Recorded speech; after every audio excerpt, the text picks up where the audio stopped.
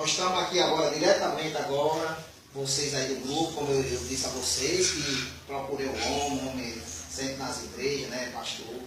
Então, se não deu pra gente, hoje Jesus abençoou, que hoje eu estou aqui, cheguei na casa dele, muito bem recebido aqui, né?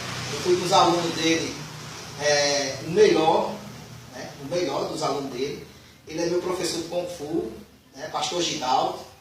Eu estou aqui na casa dele justamente, galera, para vocês ver como foi que surgiu, né, o nome da Academia dos Tigres, né? Mas primeiro a gente vamos conversar com ele aqui, saber assim, os anos que ele treinou. Gidaldo, quantos anos você treinou artes marciais Kung Fu? Para mim é um prazer poder estar nessa entrevista, apesar de vários anos, podemos dizer assim, fora de forma, né? Mas o período que eu treinei arte marcial baseado no estilo Kung Fu, para mim foi uma honra, né? Pois nós sabemos que o Kung Fu, hoje em dia, alguns podem falar como esporte, mas o princípio do Kung Fu é uma arte marcial muito séria, é uma arte de matar, até porque o princípio antigo diz que se alguém feriu sua pele, quebra um osso, e se alguém quer tentar lhe quebrar um osso, você teria a vida, né?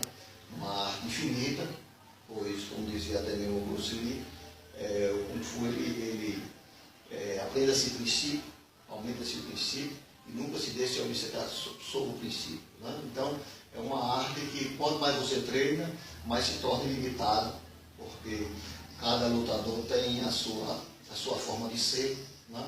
Então, eu treinei arte marcial no estilo baseado no Jeet Kune Do, Kung Fu, pelo contramestre Maurício, na época, né? E eu treinei dos anos 82 até os anos 90, né? Mas por ser um aluno como alguns outros instrutores da época, para nós se destacar, né? Eu cheguei a ser um aluno de quinto estágio, mas tinha técnica marcial até do sexto estágio. Isso quer dizer que por causa do avanço que a gente treinava, porque como você conhecia, eu treinava de manhã, de tarde e de noite. Quando eu chegava aqui na sua casa, você estava treinando, eu estava no meio. Mas era obcecado Obcecado por isso aí, né? Ou seja, você tem que ser bom naquilo que você faz, né? Naquilo que você faz, você tem que ser bom. Então, esse período que treinei arte marcial, período de uma década, né?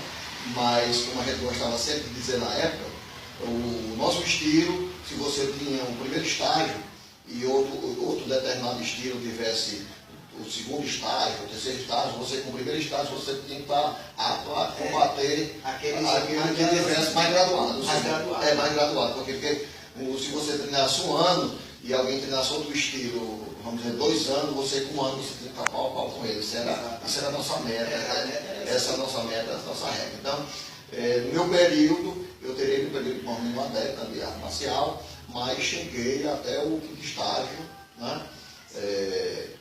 Em bandeira, né? Como era a bandeira? Era a bandeira na época, né? Mas eu tinha técnica tanto de chute como de mão até o sexto estágio, né? Contramestre, né? E a gente ia se preparar, né, para fazer o sexto estágio, e na época o nosso instrutor era contramestre, estava se preparando para semestre, mas foi na época que tivemos aquele encontro com Jesus, e foi aquele encontro bem radical na época, né? E naquela época ele parou, eu também parei, né, para seguir o rumo do Evangelho, né? Mas muitos alunos que ficaram na época, uns hoje estão no Evangelho, alguns estão treinando e outros não, mas ainda tem aqueles ainda que estão mantendo ainda o mesmo ritmo, e quando se mantém com responsabilidade e seriedade, isso é importante.